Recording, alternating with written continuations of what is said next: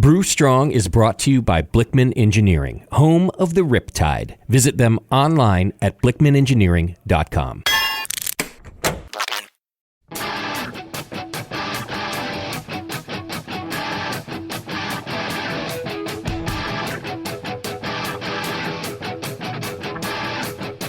Brewers, it's time for the beer radio you've been looking for. This is the show that dispels myths, tackles the toughest topics, and makes no apologies for geeking out on beer. Hosted by two guys that drink before they think, Jamil Zainasheff and John Palmer. This is Brew Strong.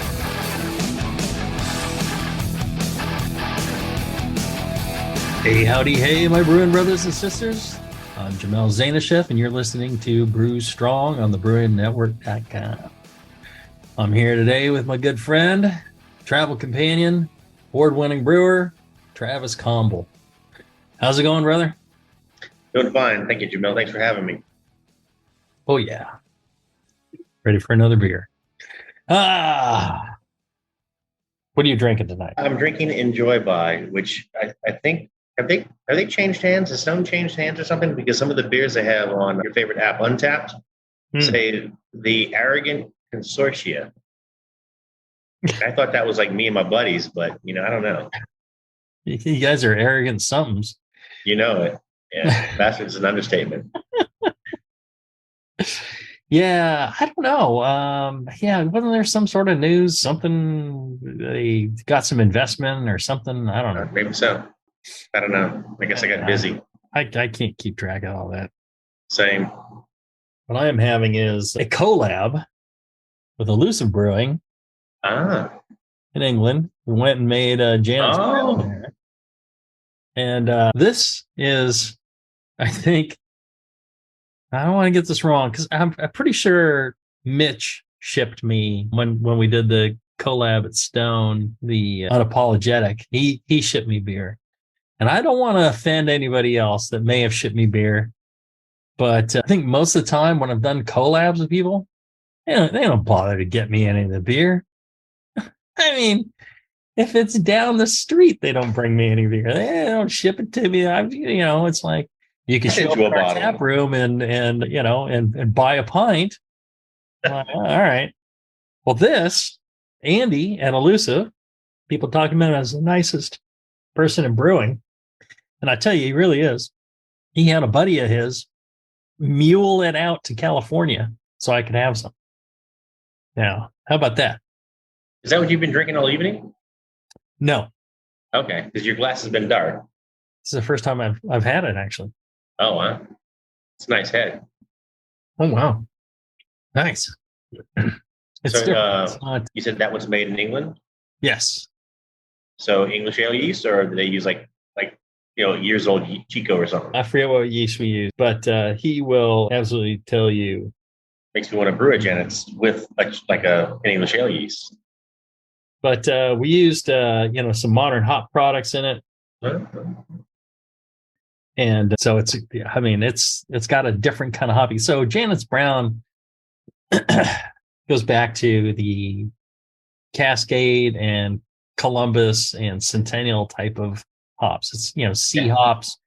It's, fairly brown and bitter and all that. And this is a more modern take on the hops. Yeah, it's really nice. They brew some great beer at Elusive. If you're ever out there, you need to get you some Elusive. Do you remember what the hop products were that you used? I'm challenging my. And by hop products, I'm assuming you mean, and I'm kind of asking because Patrick's in the chat talking about hop hash, etc. Mm-hmm. Which is, we've had hop hash for quite a while, and I still do use Idaho 7 hop hash in one of my beers. I like what it does, but there's so many products these days. You did a show recently with Scott Janish on that, right? Let's see here. I'm pulling up the. God bless him. He even did a 20-liter version. So if you're in the UK, you can actually get this recipe kit Nice. from the malt miller. Let's see. So used a Simpsons, a low color Simpsons. We used some dextrin malt, light crystal, Simpsons light crystal, Simpsons malted wheat, Simpsons chocolate malt. The hops were Cascade, Northern Brewer, Cascade add during the mash, Northern Brewer during the boil, 60 minutes. Northern Brewer boiled 15 minutes, Cascade during the boil, 10 minutes, and Cascade at the end of the boil, some hop unlock and some Centennial Lupomax in the dry hop. I know Lupomax, but unlock I'm not familiar with. And you mash hop. Yes, that was something Tasty liked to do. I mean, I could rattle off the whole recipe if you think it's useful. Or you check out the malt miller. And there you go. What yeast again? What yeast do we use?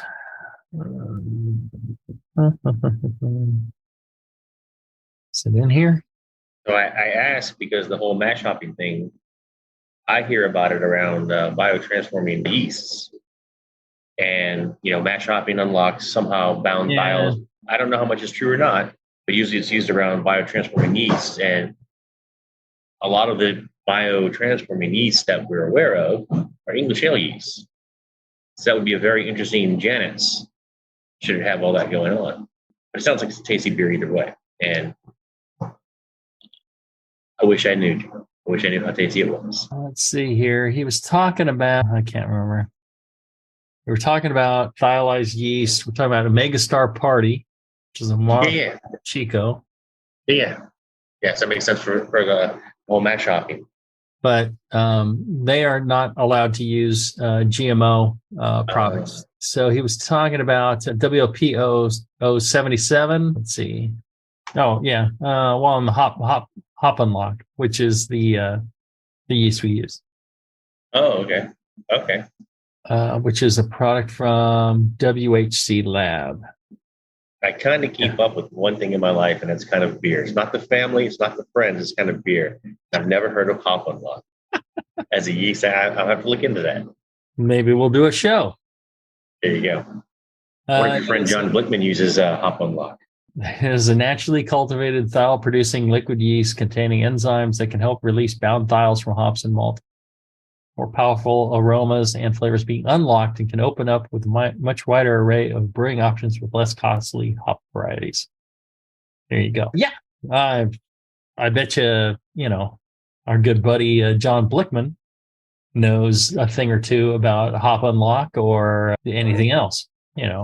That dude knows everything, something about everything. He's one smart guy. He makes great products. Well, he does. And what's amazing about him is just the way his brain works as an engineer in creating new products. And, so there's a lot of people who create brewing products that don't brew, but he actually brews himself. He uses the products that he makes. And then he's like, I don't like this, or I want to change this, or I want to make this even better. And so he's constantly updating and innovating, a more innovative guy in equipment. I think the brewing world would be completely different if it wasn't for John Blickman. Now there's other equipment companies that have, started creating new things, but I think, he was kind of that on the forefront of really pushing, instead of just making the same thing, the same usual equipment. It's like, I'm going to make new equipment. I'm going to make something completely different. So he was an engineer at Caterpillar, and that's some serious engineers over there. And he took that his God-given abilities and has produced some amazing stuff. So check them out, BlickmanEngineering.com. They've been sponsoring us for 15 plus years. Check them out. If you don't mind, send them an email, feedback@Blickman Engineering. Tell them thank you, John Blickman, for paying for the show so I don't have to. If you get anything of any value, take 5 minutes of your time. It doesn't even take 5 minutes. 2 minutes of your time, rattle off a quick email saying, thank you very much. I appreciate it. If you just do that for me, I would be thankful, because guy deserves a little praise for sticking with us this long. It's a great guy. Check him out, blickmanengineering.com. All right, let's do this. Let's take a short break. And when we come back, we will get in on questions right after this. Hey, it's Kaylee Cuoco for Priceline. Ready to go to your happy place for a happy price? Well, why didn't you say so? Just download the Priceline app right now and save up to 60% on hotels. So whether it's Cousin Kevin's Kazoo Concert in Kansas City, go Kevin, or Becky's Bachelorette Bash in Bermuda, you never have to miss a trip ever again. So download the Priceline app today. Your savings are waiting. Go to your happy place for a happy price. Go to your happy price, Priceline. Are you looking for a simple brewing system that's great for all grain brewing, but everything on the market seems to be full of compromises? Blickman Engineering has the answer. The Blickman Brew Easy All Grain Brewing System. The Brew Easy is a complete system with easy upgrades and a beautiful compact design, perfect for any size brewing location. At its core, the Brew Easy is built on two gorgeous Blickman Boilermaker brew kettles, a high-temperature March pump, and either a top-tier gas burner or the new Boil Coil electric heater. The Brew Easy adapter lid allows the pots to stack on top of each other, forming an efficient, strong, and compact brewing setup that comes in 5, 10, and 20-gallon batch sizes. Upgrade your Brew Easy system with full automated control by adding a Blickman Tower of Power temp controller, and make moving around easy with the Blickman Kettle Cart. The Brew Easy is modular. If you already own a Boilermaker kettle, you can build your Brew Easy by purchasing just the modules you need. The new Brew Easy all-grain brewing system. See it today at blickmanengineering.com and brew with Blickman quality on your new Brew Easy.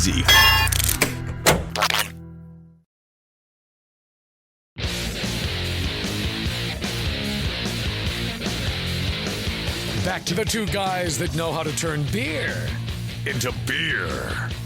This is Brew Strong. All right, we're back. We're doing a live Q&A. I'm here with my good buddy, Travis Combel, out in the Houston area. Award-winning homebrewer, tremendous friend, travel companion, all the good stuff. All right, I figured we'd jump right in with a tough one here. Clayton, he says, it's a local homebrew shop, Windsor, Costa Mesa, and Anaheim locations. Those are all in Southern California, by the way, is doing a Highland Park Timbo Pils, IPL, and India Pale Lager contest. HPB and Windsor are selling every contestant the same 5-gallon kit. I've been listening to the BN for over a decade, so it's a cinch, right? Nope. The batch 1055 calls for soft lager 3470, and I read an article that used the same stuff, so I want to know how you use it. And again, this is January 2022, so I probably missed the contest, but I'm not that far behind. I've already brewed the beer, plenty of butter. I knew better, but the recipe they give, written by Highland Park, makes it sound so easy. I used 2 11.5 gram packs, which your Mr. Multi calculator says is great, but I've heard a podcast with somebody at Danstar, and she ran several tests with varying gravity and pitch rates, and most off flavors came in under threshold. My butter was not below threshold. Haha. She said that the dry yeast has a high sterols, and they don't recommend oxygenating or rehydration on the initial pitch. Just pitch the right amount. Highland Park recommended a lot of zinc, which you echoed in your article. Not a lot of zinc. Right. It's a tiny bit. That's a lot. It's a microscopic amount. Yeah. I pitched at like 52, I assume Fahrenheit, held for 2 days, then rose 2-ish, again, I assume Fahrenheit per day, to 65, where I racked to a keg to dry hop. Diacetyl rest and hop creep rest for 3 days, then dropped like 8 degrees a day to 40 degrees. Again, I assume Fahrenheit. His questions. Do you rehydrate? Do you do a starter? When is it best to oxygenate if I rehydrate, and then when oxygenate if I don't? How does dry hopping affect your lagering schedule? You mentioned recirculating your hops for 3 hours and getting rid of the hops. Don't the hops have to settle first? Or do you filter them somehow? Should I follow your calculator or pitch more? I was thinking of going with 3 to 4 packs instead of 2, or just go with a liquid version and do a starter and oxygenate. I know you said one question. I'm sorry, but I either going to rebrew this upcoming weekend or brew a different lager because I'm not a Mosaic hop fan and I want your help. I did already get rid of the yeast from that batch, so repitching isn't an option. Hugs and kisses, Clayton. Well, Clayton. All right. So he has a spare bottle to send in from 2022, maybe. Right. The diacetyl might have settled out by now. So here's the thing. The Mr. Malt calculator. So every time, someone from Danstar or somebody from White Labs, or somebody from Y Yeast, or somebody from Imperial, or somebody from any of the yeast companies says, hey, we did these tests and this is what we found. It's like, I'm really happy for you that you did your tests in your lab with fresh yeast and that gave you a certain result. I 100% believe you, and I guarantee you they're not lying to you. They're telling you the truth. They are trying to help people as much as possible. The reality is, though, that I wish all the people producing yeast would keep in mind is that their yeast, like when you send out beer as a commercial brewer, it gets abused.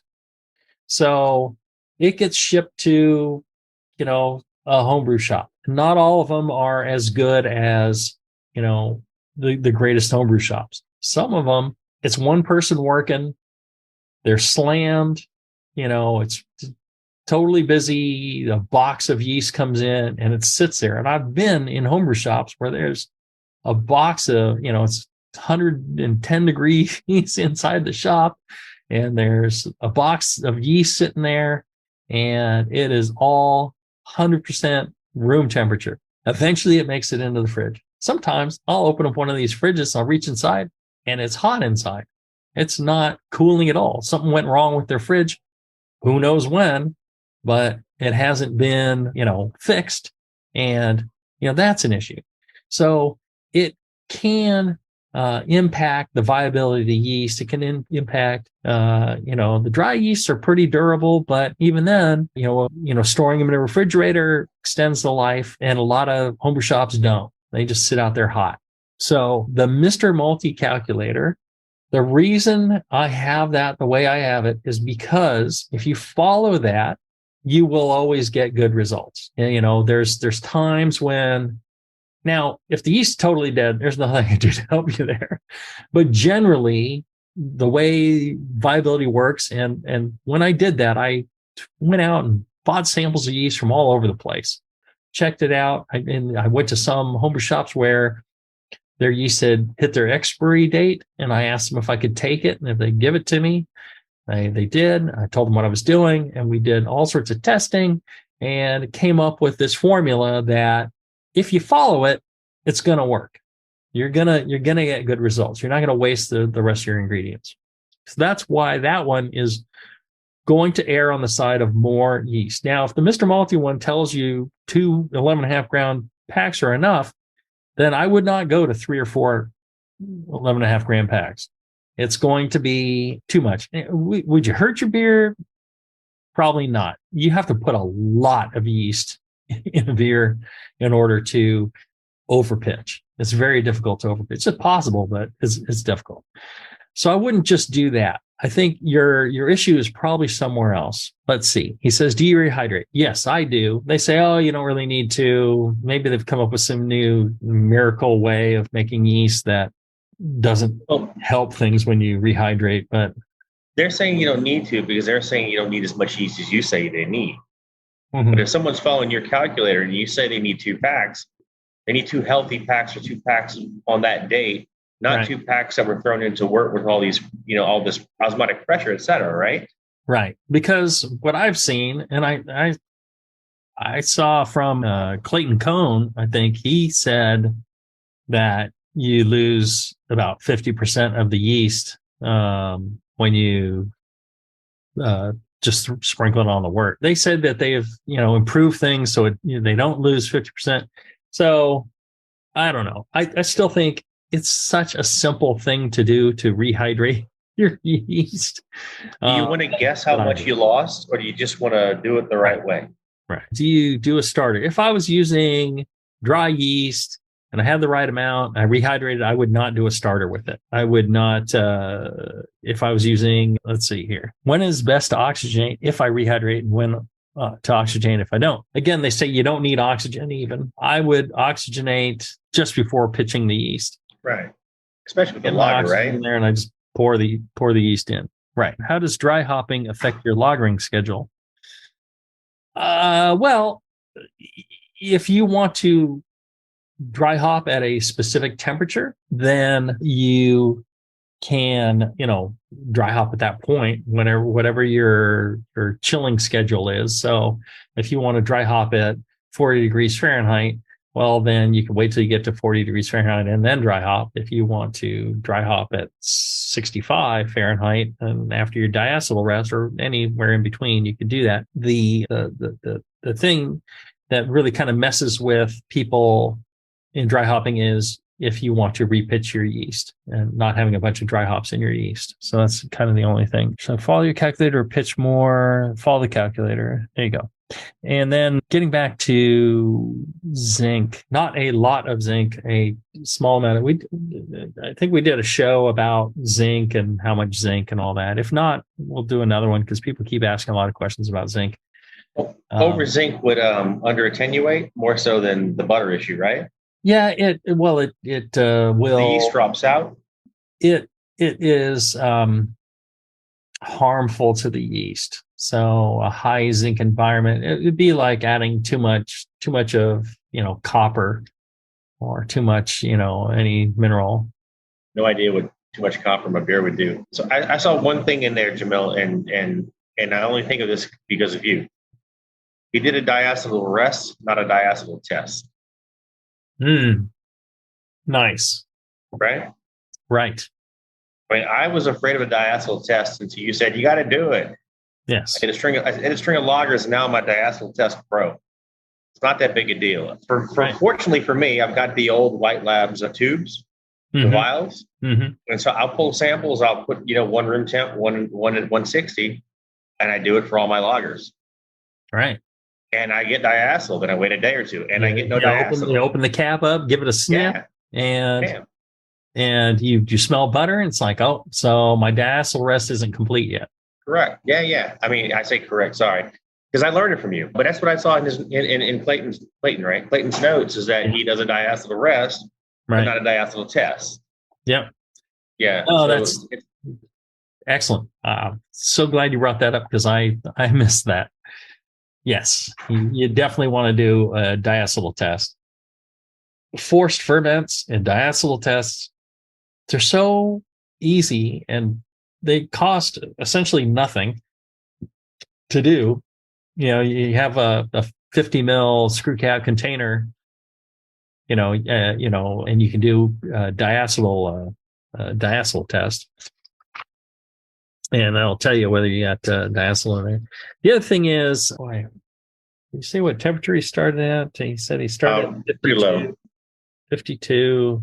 Yeah. Not low for lagers, but low for IPL. Right. But I mean, that should be fine, right? I mean, he's got good fermentation. He didn't say what his final gravity was, did he? No, he did not. Because that would tell us if the beer finished well, which again goes back to zinc and or fermentation profile, his temperature. A lot of times... I bet he rebrewed it by now and he made a great beer. He probably won. And Clayton should write back to us and tell us how good write back to you and tell us how good that rebrew was. Now we don't know what we're talking about? And send a bottle in so we can taste it. Let's see here. All right. We're doing on time. Doing all right. Asking about brewing non-alcoholic beers. Hey, my brewing brothers, I wonder if you could steer me in the right direction. Unfortunately, late last fall, I was struck down by a viral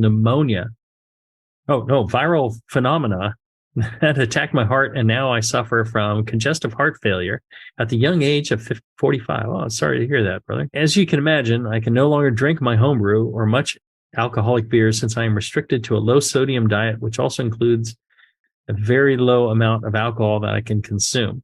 Sucks, yes. But out of the homebrew hobby, maybe not. I noticed several craft non-alcoholic beers are starting to show up at our local beer stores and was wondering if it's possible to still brew from home but instead of the high octane stuff, could I create a low version that will make me happy as well as my doctor? Is it just a simple matter of turning up the heat after fermentation to burn off the alcohol, or is there a trick in creating a non-alcoholic beverage we could do at home? Any advice would be helpful. Thanks for all the wonderful information you have provided me in the past. Let's hope that I can still enjoy this wonderful hobby in the future. Might not be able to drink those beers you are eloquently describing in your podcast, but at least I can still imagine them one by one. Cheers, Ed in Springfield, Illinois. Ed, yeah, the way to go about it. So we actually did a show on non-alcoholic beers, producing non-alcoholic beers. Should be somewhere in the archives. It's all available still, all for free, thanks to Blickman Engineering.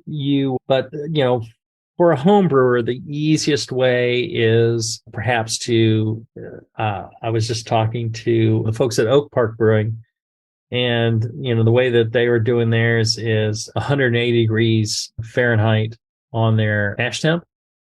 So they're mashing at 180 degrees Fahrenheit and then fermenting. And then you could water down to get the alcohol level less, or you can heat it up depending on how much alcohol's in there. And if it's too much for you, you could heat it up and drive off the alcohol that way.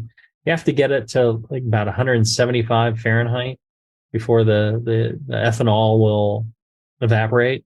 But the problem with that is the beer kind of tastes cooked. If you're real delicate with it, if you do it under vacuum, if you can pull a vacuum, it makes it even. You can go with much lower temperature and it comes off much faster. So there's charts out there to tell you how much, if you're pulling how much vacuum, how much heat you need to apply, but that'll work too. And then you don't have to apply as much heat, and that works well. If you just use straight heat at atmospheric pressure, it tastes cooked. So, heat staling is what we call it. You have any thoughts on that? Yeah, unfortunately I don't, because I wish I did have something to add to it. Athletics out there making a straight line of non-alcoholics, and I haven't looked into what they were doing. I did read Ed's question in advance. Thanks for forwarding it to me. And I wish I had advice for Ed on how to handle that, but I just don't. Yeah, they have, there's machines that, there's vacuum stills that are set up to do it, like we mentioned. Okay. And then there's also membrane. That makes a flavor. So does that make membrane sounds like a good idea. So essentially like an RO membrane. And what it does is filter out the water and alcohol, or the alcohol, and takes, the alcohol out, leaves behind most of the water and all the flavor compounds. And then you water that resultant thing that you collected, you water that back to tasting normal, right? And then the alcohol's out of it. Your buddy John Blickman needs to sell one of these membranes. I actually took a look online, and you can actually buy the membranes. They're pretty expensive, but you can buy these membranes that will, separate out alcohol. And then it's just a matter of producing enough pressure to force the liquid across it. And, So between polar and pressure and molecule size, water's polar, alcohol's not. Yeah. Where do all the flavor compounds land? And of course, some of the flavor compounds are more like an alcohol. Mm-hmm. Getting a balance on that. So but seriously, if John did it, it'd be affordable and it'd work better. There you go. All right. Will, he says he's a brewing noob. He says, "Hey guys, love the show. I'm still new to brewing." Well, and 5 years later, you're not. Still new to brewing, still doing extract. I just finished listening to the adjunct show and have a question. If I don't have a handful of grain to add to the mini mash to help the conversion of my adjunct, can I use some extract, and how much? Thanks in advance, guys. Keep up the good work and brew strong. No, you cannot. I was going with no. Yeah. I could be wrong here, but the no diastatic power left in the no diastatic power whatsoever. Yes. Because it does get boiled, it does get concentrated, denatured. Yeah, so it's denatured the enzyme, so that won't work. It's the enzymes in there. You could, instead of worrying about the handful of grain, you can actually buy enzymes. You could buy an alpha amylase or a beta amylase, and you can actually just throw a few drops in there with your mini mash, and that would work. That's probably the best way. If you have a handful of grain to add, with a high diastatic power to add to your adjuncts and all that, that'll break it down too. But these days of enzymes in bottles, I think you probably could just go that route. I don't know if it's been 5 years, but John was definitely talking about him a few years back. And when John was talking about him, I couldn't find him, but you can find them now. Right. There are crazy amount of enzymes out there now. I mean, I've got a Brute enzyme in my fridge. I'm almost afraid to use it. I think it's going to suck the protein out of everything in my house. So, yeah. That's an outstanding concept. If you don't enjoy your protein being sucked, then avoid the enzymes. Classic. Excellent. Yep. That's why they pay me the big money. Absolutely. That's why I stick around. Speaking of big money, if you go to brewchatter.com, you don't have to spend big money because they have reasonable pricing on all their ingredients. It's all fresh. They got an excellent selection. Our good friends at brewchatter.com, they're out there. They got a physical store there in Sparks, Nevada. It's right next to Reno. If you're ever up there, you got to check it out. Wonderful location. They got their own little mini bar in there with local brews on tap. It's one of the best homebrew shop experiences I've ever had. And Josh and RJ, wonderful folks that you should get to know if you enjoy homebrewing. Check them out. Brewchatter.com. Let's take a short break, and when we come back, we'll have more of your questions right after this.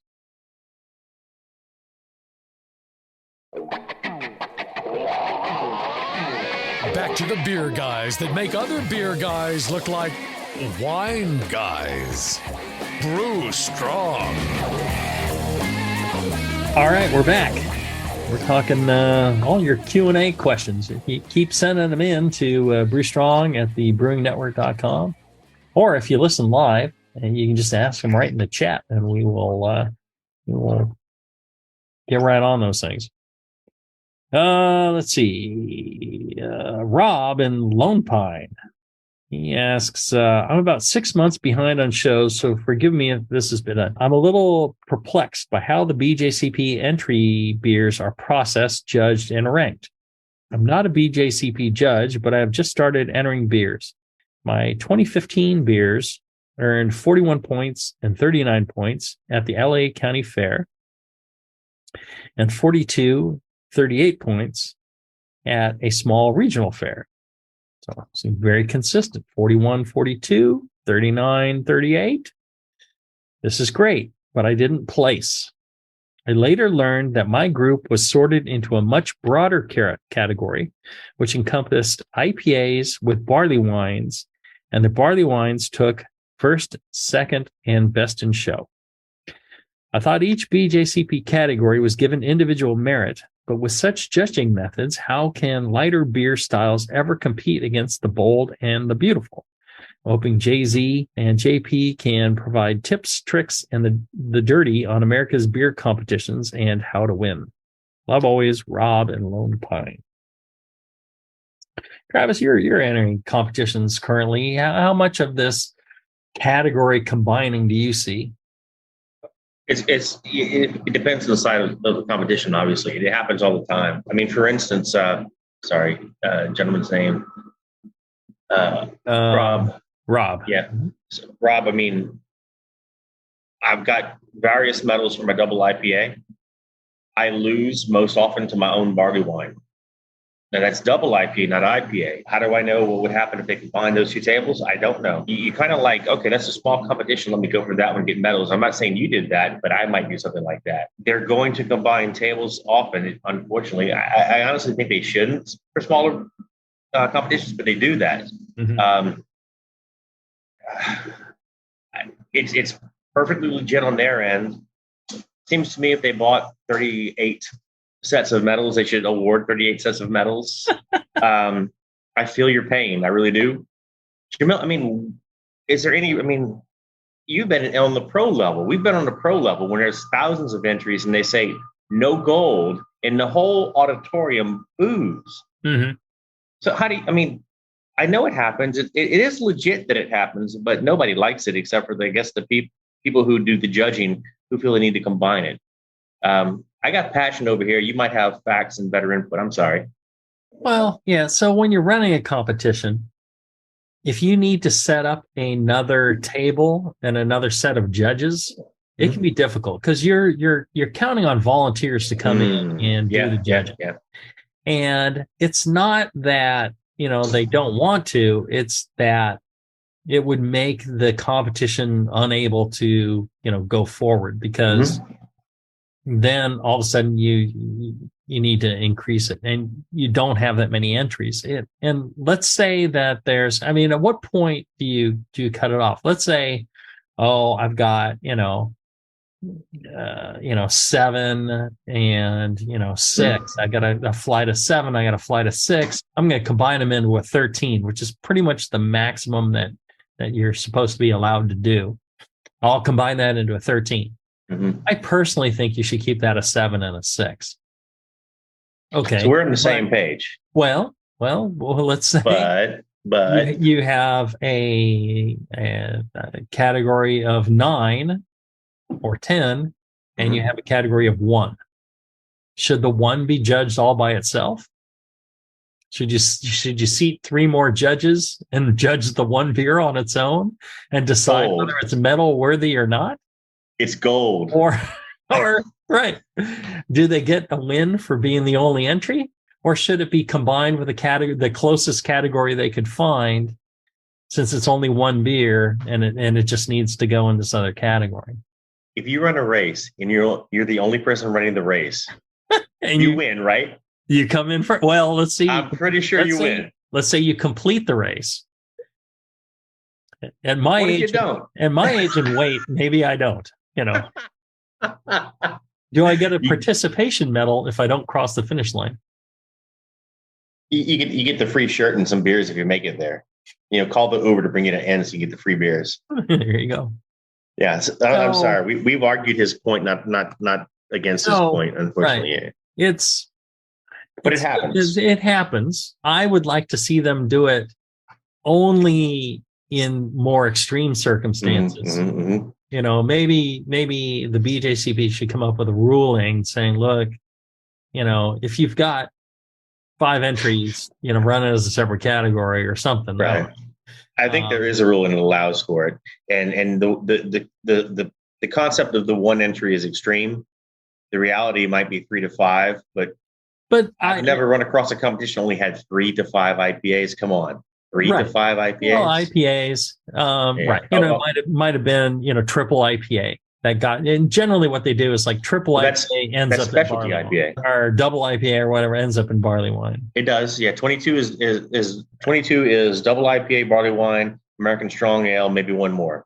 Right. 21 is almost every single variation of IPA, and any specialty IPA, double, triple, single session falls into 21. So a lot of times those will get mixed in with the regular IPAs.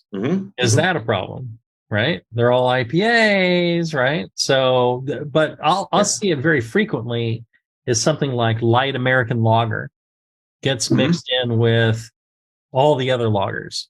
Or there tends not to be that many lagers in most competitions. Right. And that's a bigger crime to me. They all get, compacted into one category. Yeah. That's a shame. It's just, if we could pay judges and there was a limitless supply of judges and time and money, then this wouldn't happen. But it's just, it's kind of the nature of the beast. It's unfortunate. Yeah. And I think the thing to do, though, is, brew a fantastic beer to where knowledgeable judges cannot, I've been in competitions, judging competitions where I'm like, this is perfect. I know, it's light American lager and it's in the IPA category, but damn, that's perfect. And, that's the winner. And, judges will pick them out. So the other thing is 41 points, 39 points. Yeah, that's good. Yeah, that's good scoring sheets. If it's a good sized competition, the winners are probably, 45, 40, 46, somewhere around there. So that's a higher score, but it goes to 50. So you're 20% off of the, of the top there. So, and the other side of that is, unfortunately, a 40-point IPA goes against a 35-point IPA that wasn't quite the style sometimes, but was really damn tasty.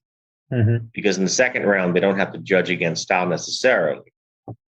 They should. Well, they do. There's no score sheet.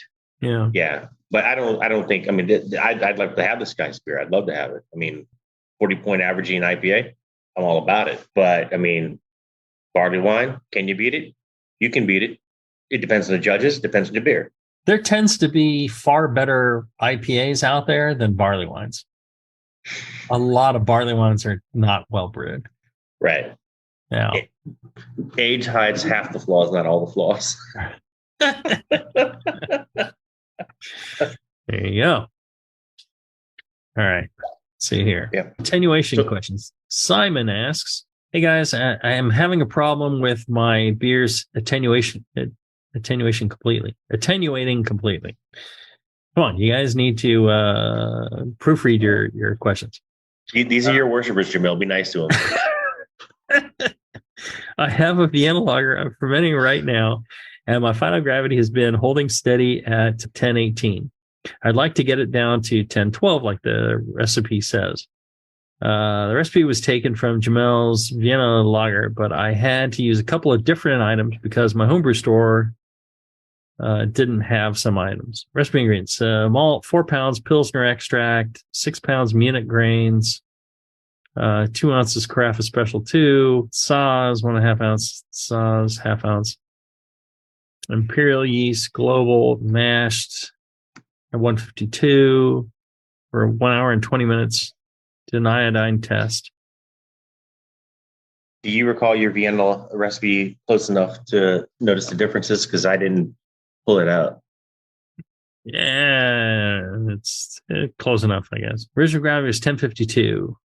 Pitch the yeast at 55 degrees, I assume Fahrenheit. Oxygenated with pure O2 for 90 seconds. Fermented at 52. I did the D-rest when gravity dropped to 1021. 75% of fermentation done. That's the thing that jumps out to me the most. The Kreuzen dropped at 65 degrees Fahrenheit. I waited 2 to 3 days to check the gravity. I had a lot of my beers stop at 1018 or so and not reach the final gravity it was supposed to be. What am I doing wrong? Any suggestions would be greatly appreciated. Thank you, Simon. Would you bring your lager that warm that soon? Well, I don't think that's the issue, because the hotter and the sooner you get it hot, the more it's going to attenuate generally. Okay. Unless you get you get like up in the 90s and then it shuts down. The thing here is, he says, I've had a lot of my beers stop at 1018 or so. Yeah, that's curious also, right? That seems kind of odd. Right. And so it makes me think, one, I would, anytime you're having troubles with your brews, one of the first things to do is validate the equipment you're measuring with. So, for example, your hydrometer, put it in water. Doesn't even need to be distilled water unless the water that comes out of your tap is so. It should be within so 0.001, right? Right. I mean, you're going to be reading 1.0 or 1.01 plus or minus the error on your hydrometer. And check your hydrometer at temperature and check to see if it's close to 0 with water. If it's not, that is an issue, where your reading is way off. You could be off, 0.006 on your hydrometer. Pretty easy. As that gets tapped, the paper in the thing move up and down, right? So the way you correct it is you can try and carefully tap, tap, tap, tap, tap, one way or the other, and the paper will slide, and you can adjust your hydrometer that way. It's rare that you see them that far off. Usually they're off just by, a point or two, and you can either just make a note of it or, correct it. That it would be off 6 would be extreme. What he should be doing, which you mentioned earlier, was do a forced ferment. So when you get your wort set up, set some aside, pitch a bunch of yeast in it, and see if you can get your do a forced ferment, and then measure that. And if that is turning out to be 10, 12, then you have a problem with your other parts of your brewing. So you're not enough oxygen, not enough yeast, not enough healthy yeast. Maybe, he says he did an iodine test. I was thinking, that Munich, he just ended up with a bunch of, unfermented starches or unconverted starches. And maybe that was part of the problem, but he says he did an iodine test. Is 6 pounds Munich that much higher than, 4 pounds Pilsner extract is maybe 5 pounds Pils malt. 6 pounds Munich versus 5 pounds Pils malt. Again, I didn't bring up your recipe. I'm not saying I've ever seen it because I've seen your recipe, but I just didn't compare it. But Munich is relatively highly fermentable, right? It will self-convert. It does have diastatic power, but less than crap. So and his base malt's extract. Right, but he said so that's not diastatic power. Okay. Yeah, he said he iodine test, did a mash at 152 for an hour and 20 minutes, and then did an iodine test. And I'm assuming the iodine test told him it was all converted.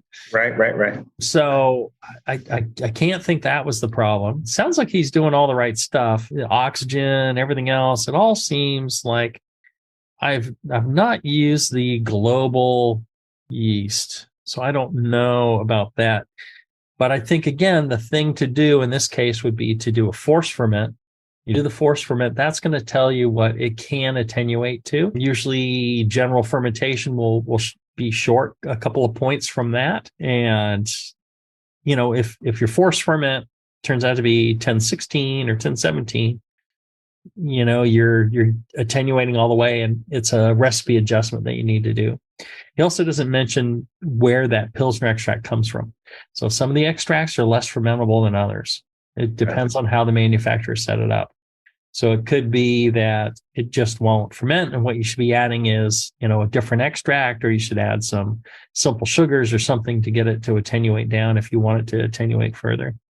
1018 is a bit high, but I imagine it's probably not that far off. It may be a combination of things, hydrometer off a little bit, and it didn't attenuate fully, et cetera. So you're closer than you think.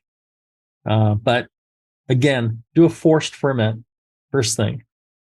And if the forced ferment tells you that it should be getting down to 1012 or 1010 or something like that, and it's not, then you got to start looking at some of these other things. That should get you there. All right, let's do one more short break. When we come back, we'll wrap up with a couple of more of your questions right after this.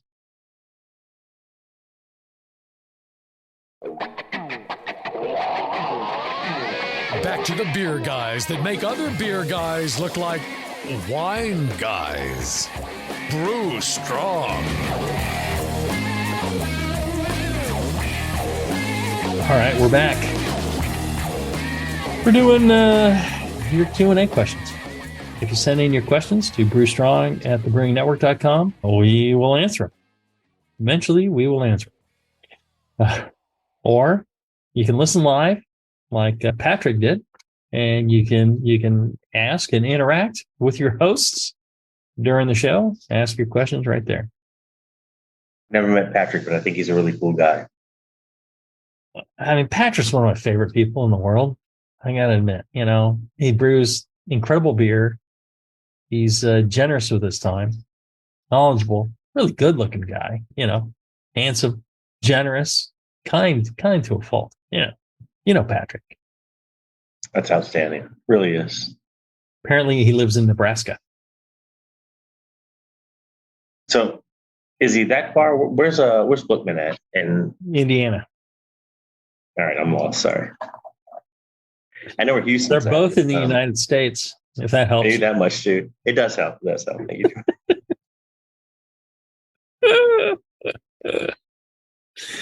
Sorry. Right. Let's see here. Ben, he says, "Hey, guys. First of all, you guys are badasses.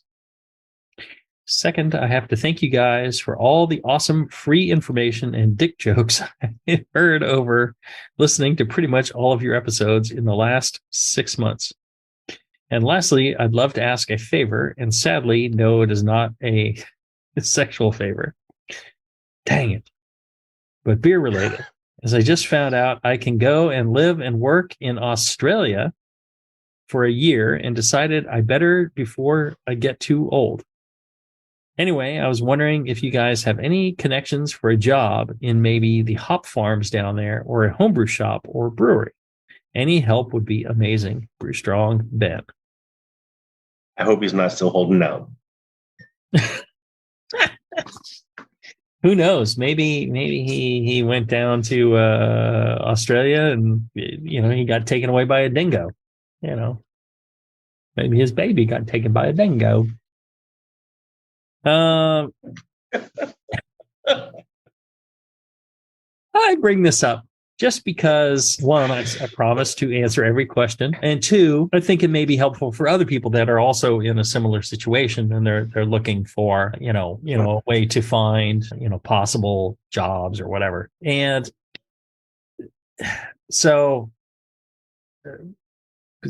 couple of things. One, which he did, is reach out to everybody and tell them you're looking for a job in Australia. Social media, all your friends, just let everybody know. Here's what I'm planning on doing.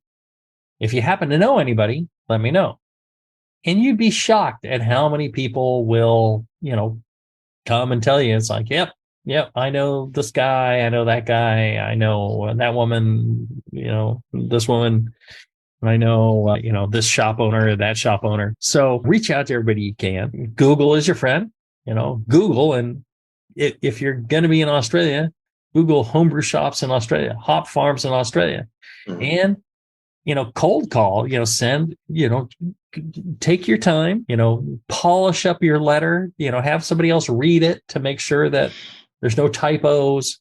It doesn't sound like a serial killer, stuff like that, where, craft a really nice letter, include, maybe your resume, showing that, you've accomplished things, or you've studied, or whatever abilities you have, or, write a nice letter just saying how hardworking you are and how dedicated you are to the craft and all that. And cold call, send them out to all those. Once you Google, they all have info at, or, some sort of contact email. Send it out and ask everybody. It's like, I would like a job. I'm willing to work hard. And you'd be shocked at how well that works. I will say, I do have a contact for you. That's a little late for you, I assume. But my good friend John Preston at Grain and Grape in Yarraville, wonderful guy. When I was out there in Melbourne, he took me to the Tigers game. We watched the Tigers game. I had a horrible 105-degree fever during the game, and I was kind of losing my mind and didn't really know where I was.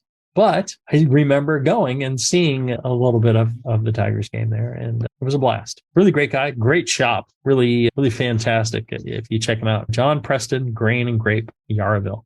I will tell you, anybody out there, you're near Yarraville, check him out. I was a big fan of the Grain and Grape. But you've mentioned in more than one show your philosophy in general on how to get a job and how to show up and where to be and so forth. So where, Ben just asked this question, and didn't get a direct answer for, who cares how long? No big deal. But you often advise, show up. 7+ years. Who cares? But it's for the other listeners who may have a similar question. And exactly. What I've learned is somebody asks a question. Mm-hmm. There's lots of other people who have the same question. But you've advised similarly through the years. Show up. Mm-hmm. On time is late. Yep. Right? Yep. You'd be there early. Right. Hopefully you're willing to do more than you think you're willing to do, or more than you think they want you to do or need you to do. And hopefully you don't show up saying, I'm going to do this. Mm-hmm. Because I can promise you, when you show up for any job, you don't know what you're doing until they tell you what they want you to do. Well, and have some humility, go in. Absolutely. And it's like, I want to learn. Mm-hmm. In your letter to these folks, tell them it's like, I want to learn. I have some experience, but I know there is a lot I can learn from you, which is why I'm reaching out to you. I want to, better myself and be an important part of this industry. And you have knowledge and, quality that I want to emulate in my career. That's why I want to work with you. Yeah. Even if you think they're horrible, well, then if you think they're horrible, don't apply. Don't apply. Right. But right. Don't go in there and go like, here's my homebrew. Here's how your beer sucks, and my beer is great. Go ahead and get a small business loan and open up your own brewery if that's your case. Exactly. Yes. That is a fact. And I don't mean that in a bad way. I mean, if your beer is that good, just do it. But you're not going to get a job with that attitude. That's all I'm saying. Right. Yeah, there are places where, and I'll also say this: every business out there could use some improvement. Mm-hmm. Every business out there is not doing everything absolutely perfect all the time. Exactly. People who are not in the business, sometimes they have it in their minds that they know everything and they would do it this way and all that. It's like, no. Until you've walked a mile in their shoes, don't be telling them how to do everything. Go in and just show them a little respect. And, that's, I think that's the reason a lot of homebrewers get turned down. I hear it from a lot of other brewers. They'll be like, they'll come in and they'll pour me a glass of their homebrew, which is nasty. And then they'll tell me about how my beers could improve. And if I only did this, if I only did that, and it's just like, it's all I could keep from punching them, like, yep. Don't go in and, tell people that, their beer sucks. The rest of your friends are wonderful, Jamil. Right. Sorry. Anyway. Yeah. So, but the lesson to learn here is if you want some really good sage advice in your career, think 7 years ahead.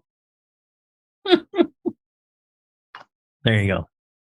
Right. You should have asked this question back in 2008. I don't know what the hell's the matter with you, Ben. You should be more on the ball. How are you going to get a job if you're not 8 years in advance? Trevor asks, hey guys, thanks for always for the show and taking the time to answer questions. Is there a preferred sequence to when certain ingredients get mashed in? If you're using acidulated malt, should that go in before or after mineral adjustments? Is it better to mash in base malt before darker malts to minimize tannin extraction from higher temp strike water? Cheers, Trevor. What's your thoughts? Drawing a blank. I mean, I don't. I add it all in up front. Right. I just do it, and if the recipe's not right, I adjust the recipe. So, yeah, I'm waiting for your answer, honestly, because your experience is far more vast than mine is. Right. So, there's the tannins are essentially more or less equal across all the malts. I imagine it may be possible for higher kilning to affect the tannins on a grain, possibly. I don't know. Some of the grains do not have husks or huskless. Right. Those have a vastly lower tannin present in those because the tannins are mainly from the husk of the malt. Can we maybe get past Trevor's question on tannins, and you're well familiar with, some people like to add their roast malt towards the end, and despite tannins or otherwise, right. Do you feel there's really a reason to add some coffee grinds towards the end, aka roasted malts, no, versus through the whole 60 minutes? No, that's. I won't say it's stupid, but I think that people are missing the point that you can just add less. Okay, yeah, that's how I feel. Yeah, but you almost did say stupid, but no, it's not stupid. But no, it's just it's a time, and a liquid and a temperature thing. Contact, right? Okay. It's not that you're somehow extracting something, unwanted by leaving it in there longer. It's the same thing. It's not tannins, and that's how I felt. But again, your experience is far more vast than mine is. So if you're getting too much roast, don't back off on the time. Back off on the roast. Right. Just use less. Yeah. Right. It's too roasty. It's like, I'll put it in later. It's like, just put less in. Yeah. Right. Okay. And then you have to worry about it. I always put everything in at one time. I would mill everything, and I would actually mix. I'd do base malt, and then I'd throw in my specialty grains, and then I'd do more base malt, and I'd have it all mixed in. So when it was all, mixed throughout the whole thing, the same thing, acidulated malt before, after mineral adjustments, all the grain goes in, then the mineral adjustments and pH checks and all that. Base malt for darker malts, all at the same time. So, and you've gone back to homebrewing. I mean, I know you're brewing bitters and so forth. Your strike water, et cetera, is some form of filtered, but not treated. It's not hot liquor. It's just water. Right. So what I'm doing now is my instant hot water heater. I just hook up a hose to that thing, and I run it through a carbon block and into the kettle. So I'm starting off with 120 some odd degree water. So it gets me going quicker, and then I, hit the burners and I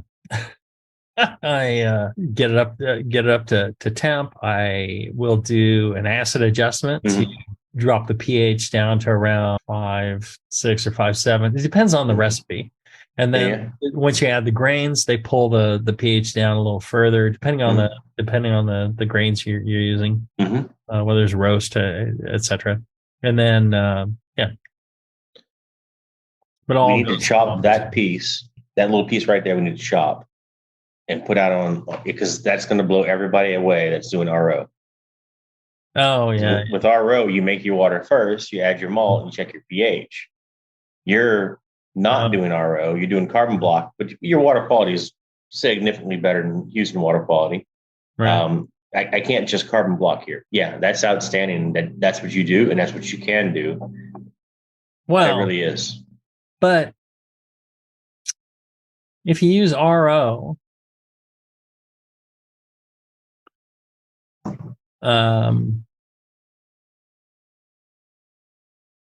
your pH must be really low. It's like nothing, and any tweak makes it crazy, because there's nothing in there. Right. Well, I mean, once you add your grain. Oh, when I add my water. Well, I guess if it's all pale, well, yeah. Yeah, if I was using RO, I would first add my mineral adjustments to make my water. Yes. Then I would add my grains, and then I would do any adjustments after that. Right. That's what I do typically. Yeah. I add less acid than expected, plus my adjustments to make my water, add my grain, and then check my pH, obviously, before I add any more acid. Right. Yeah. Yeah, I would add all my minerals, or at least some of the minerals before that. Yeah, the traditional thing is, there's already minerals in your water, you add your grains, and then you do your other mineral adjustments after that. You can do it prior to that, but some of the minerals won't really have any effect, or they'll drop out to the bottom if you don't have the grains in there to, that the grains affect the pH and the buffering of the solution. Absolutely. Yeah. I have a paint mixer, and I try to mix them in sometimes, and sometimes they don't mix in, because I set my water up the night before, because not intentionally a plug, my Anvil foundry, I can tell it to wake up at 5 o'clock in the morning and bring up to mash town, or plus 2 degrees, 3 degrees, and so I come in at 6 a.m. and I readjust the temperature and dump my malt in. So I've made my water the night before. My hot liquor is in my mash tun waiting for me. And sometimes it mixes, sometimes it doesn't want to mix. It's just so much, right? I mean, it needs that malt to offset it. Right. Well, so you might want to put in, maybe half of your mineral additions into your RO or something, or 3/4, and then the rest, or 2/3, 1/3, and the rest after adding your grain. And so you're probably about to announce your next question. Patrick has something in the chat. If you have a chance to look at it before we move on to the next, or we just move on to the next and come back to Patrick. I'm out of questions. I think we're almost out of show here. Let's see. Patrick says, any advice on scaling up roast malts or other tips when brewing larger batches? Our homebrew club gets the occasional invite to brew 2-barrel batches at our local brewery. The scaling from 5 to 10 gallon batches doesn't seem to be linear adjustment. Efficiency changes I expected, but the roasted malts require adjustment on our Imperial Stout. I think we did a show on scale. You did. And I have one comment before you correct me. I like to go first, because once you say the right thing, I have nothing to add. You sound like we're married at this point. I got a wife. One comment before you correct me. Yeah. Yeah. No. I see how it may sound. I say it lovingly, just like a marriage. Yes, dear. So I would look at equipment differences more. I mean, because what Patrick's saying, that's not a very large scale different. 5 to 10 gallons, that's going to be more the equipment. When you go maybe 10 barrels, maybe that's more than just equipment. Because I often assume you used to get better efficiency than me at Heretic on your mash. I can get low 80s on my foundry, high 70s on my mashed on ice chest. But you told me Heretic was getting low 80s, I think, efficiency on mash. Like 85. That's mid 80s. We ended up pushing up a little higher than that, maybe 88 at one point. So that's where we never really cared about efficiency. Right. But it makes a difference on your extract. Yes. Right. So, not just the sugars, but also the colors and the other flavors. Right. And so I've always said, scaling beer recipes is linear, mainly because people talk about hop efficiency. I'm like, no, that's the same. If you have a wort at a given gravity and you add X amount of hops and you boil it, you're going to get the same, unless you're not reaching 212 degrees in your homebrew, or not in your commercial. And, it's the whirlpool time and the knockout time in the commercial that is missing from homebrew, that ends up with a much higher efficiency on the hops, or much higher bittering extraction on the hops, because it takes hours. And a homebrew is done in 15 minutes or 30 minutes. Right. You throw the immersion chiller in there and it pretty much stops. That's where the difference comes in scaling those. It's not some efficiency of hopping. Now, what you're saying, though, Travis, is absolutely right. If you're scaling, a batch, 10 gallon to 2 barrel doesn't, that seems really Like it shouldn't be that big a difference. I would wonder, well, all right. You have multiple thought paths going here. One, I'd be like, well, is the water the same? Is everything else the same? There's other issues. Are the grains the same? Because one maltster's chocolate malt or black malt is different than another one. There's black malts that are 350 Lovibond. There's black malts that are 650 Lovibond. They can be different. If you're not using the same ingredients, exact same ingredients, they can vary. They can even vary. A maltster batch to batch can vary considerably. So that could be an issue. But what Travis is referring to is that the efficiency of the extract for a brewery, if you are extracting more sugars and you get, X number of points per gallon from your grain, and you're extracting more sugars, you're using less of those grains to get the same amount of sugars. If you scale everything to match that, so you don't need as much, and you're going with, well, I only need 5% of roast barley. Well, your roast barley amount has gone down too. So you can end up with not enough roast barley character in that, because the roast barley, you're not, generally speaking, you shouldn't experience a higher extraction or lower extraction in the commercial versus the homebrew, unless you're putting in at different times or whatever. That should extract pretty much the same. It may not be, but it should pretty much extract the same. So if you're using less of it because the base malt is extracting better on the commercial system, and you're doing a percentage, you're going to end up with not enough, roast malt character in your finished beer on the commercials. It could be the reverse, but that's harder to justify. I think it looks like the reverse. If you back off the base malt and you hold your barley malt, then you've really increased your percent. Right. So it looks reverse. It looks like, I got crazy amounts of that roast barley. Mm-hmm. Oh, yeah, but it's also 8% now because you backed off your base malt. It's very interesting. The other factors you need to go, which you were referring to earlier, was depends on the equipment, right? So if somebody's doing brew in a bag, they're going to get less rinsing probably than the commercial one where you're sparging on top, you're fly sparging, and you're rinsing more of the roast product out. So that could be an issue too. But in general, it should pretty much be linear, except for if you're changing your grist amounts on efficiency. That's what kind of starts screwing with things. But again, grist amounts and efficiency have nothing to do with your hop additions. That's because they're your to wort at that point. And that has to do with time and temperature. So, and volume. That's it.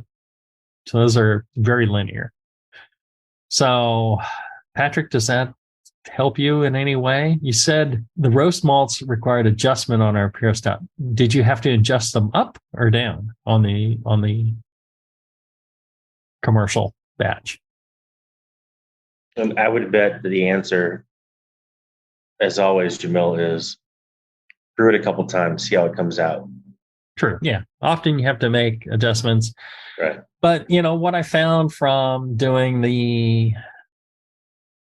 makes sense. We adjust it up. Right. So that's what I was saying was the efficiency was higher on the commercial system. So you adjusted your total grains down. You're working with percentage, which is generally the right thing to do, but you had to adjust that up. When you adjust for efficiency, you've got to maintain the same amount of, once you've multiplied up, you stick with that roast amount because it doesn't really provide that much sugars. So it doesn't mess with, so yeah, there you go. All right. We should write something up that explains all this. Nailed it. Lower efficiency on this homebrew kit, higher efficiency on a pro kit. Yeah. Right. And so you ended up with less roast in there. Yeah.